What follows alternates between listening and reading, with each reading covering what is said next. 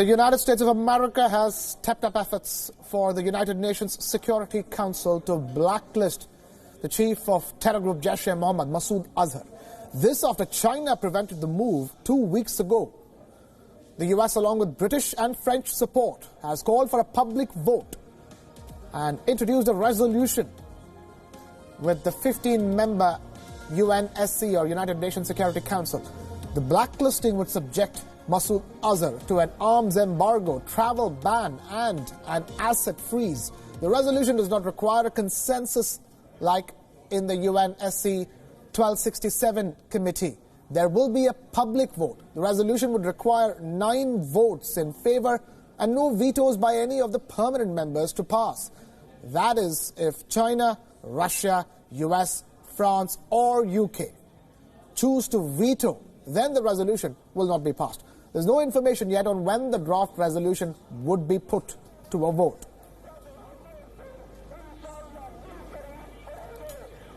And we have Strategic Affairs expert Brahma Chalani now joining us live from India's capital, New Delhi, for more on that latest push to get Masood Azhar listed at the UNSC. Mr. Brahma Chalani, thank you so much for taking time out to be with us here this afternoon on WION World is One. Help us understand, how successful do you think this latest push is going to be at the UNSC? The US-led push is designed to force China's hand. China put a technical hold on the UN listing of Masood Azhar as a global terrorist, and it has time until tomorrow to list the reasons for putting that technical hold.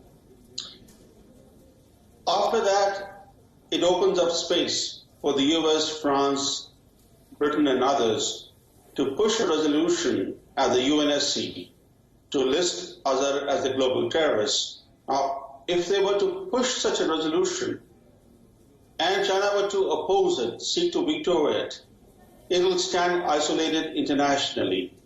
And China rarely likes to be isolated in such an open manner. So this will put China in a very difficult position. It'll have to take a clear decision. Either it's for shielding Pakistan's state sponsorship of terrorism by continuing to shield Masood Azhar, or it falls in line with the international consensus. Right.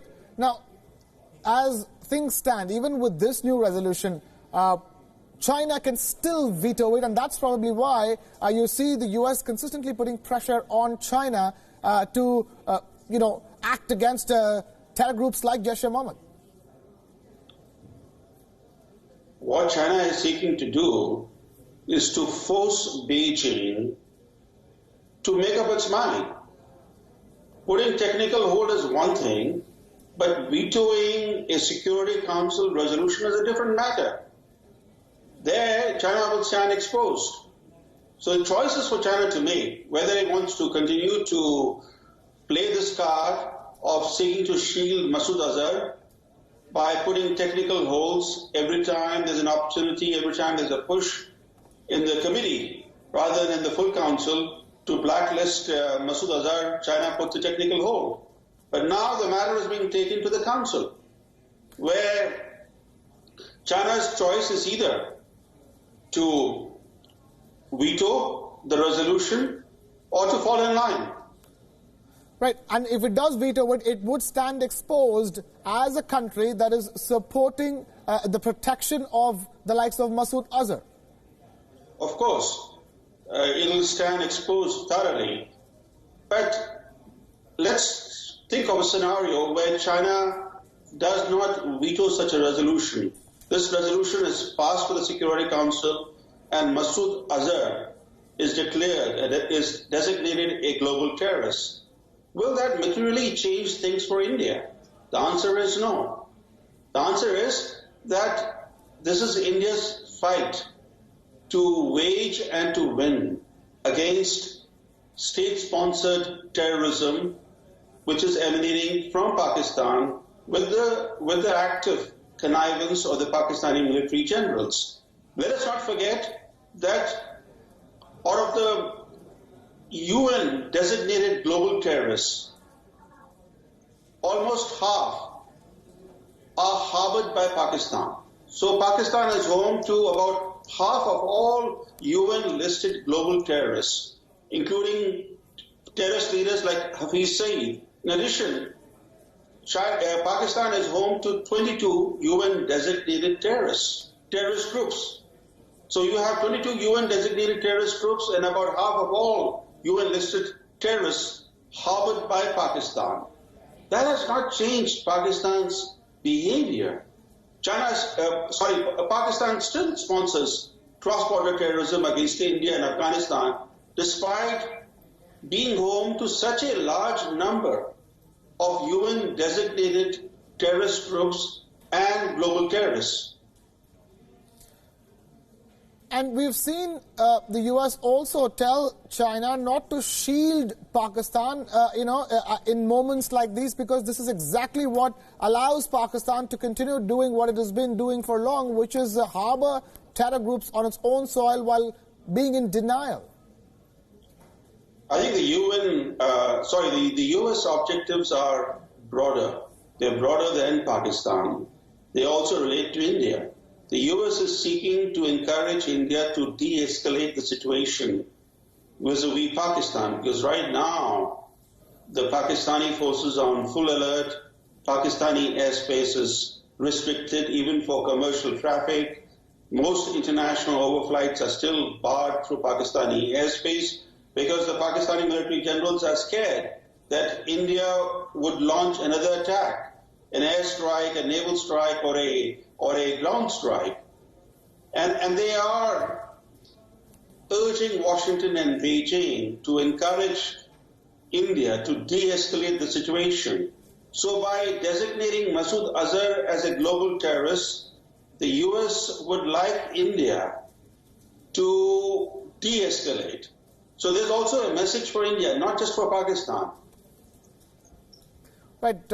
Mr. Brahmachalani, stay with us. Let me quickly also talk about this before I come to you with a question. U.S. Secretary of State Mike Pompeo has hit out at China for its hypocrisy towards Muslims, apparently referring to China's blocking the proposal to designate Jaish-e-Mohammed chief Masood Azhar as a global terrorist. Mike Pompeo, U.S. Secretary of State, tweeted, and I quote him here, "The world cannot afford China's shameful hypocrisy towards Muslims. On one hand, China abuses more than 1 million Muslims at home, but on the other, it protects violent Islamic terrorist groups from sanctions at the United Nations," end quote. Earlier, Pompeo had met with the survivors and the families of Uyghur Muslims in China's Xinjiang province.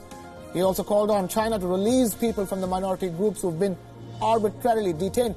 Mr. Brahmachalani, that is another aspect of China's hypocrisy when it comes to blocking the listing of Masood Azhar and the Jaish-e-Mohammed.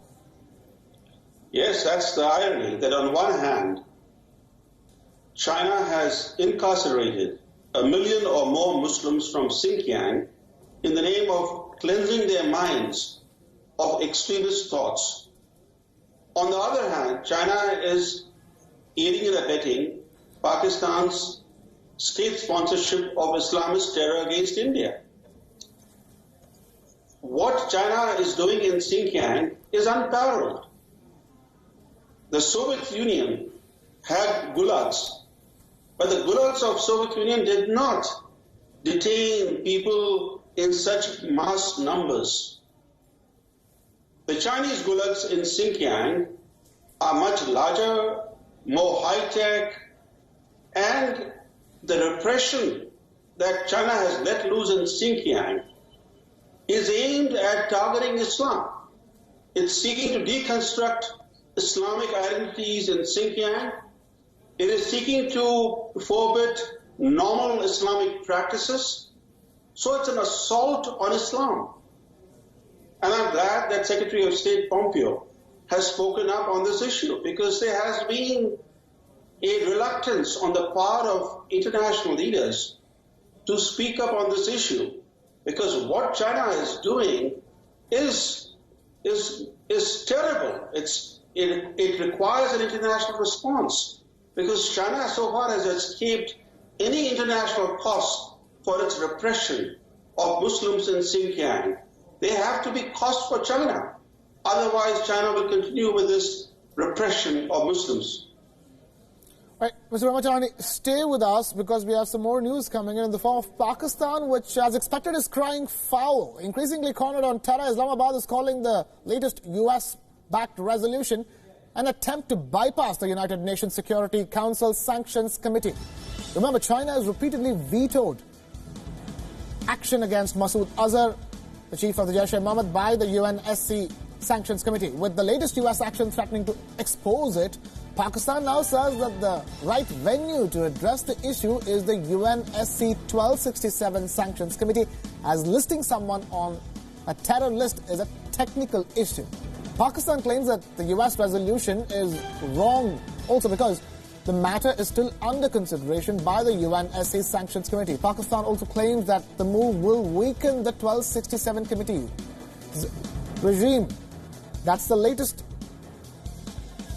as we bring to you this big story of a fresh attempt to blacklist Jaish-e-Mohammed chief Masood Azhar by the United States of America in a fresh push at the UNSC.